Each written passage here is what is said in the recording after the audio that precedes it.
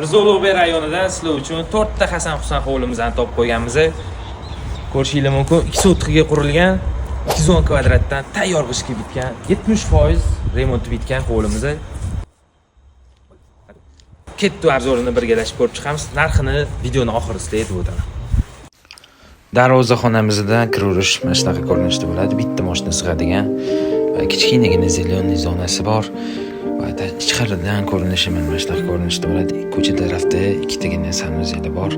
Uyga kiravurishda bitta katta hol va bitta oshxona va bitta yana spalnyasi bor. Tayyor qilib qo'yilgan, to'pli polishlari va elektrik ishlari hammasi tayyor qilib qo'yilgan. Ikkinchi qavatga chiqqanda ham 3 ta xonasi bor. Bitta katta spalnya va detskiy spalnya, oldida sanuzel, yana bitta mehmonxona qilib qo'yilgan, kamera ishlari ham tayyor qilib ketilgan. Bu uyimizning manzili Alisherobodda, shundoqqina havas orqasida ichkarida mahallada joylashgan. Ko'rib turganinglardek uyimizning 70% ishlari bitgan, elektrika va santexnika ishlari va to'pli polishlari tayyor qilib qo'yilgan.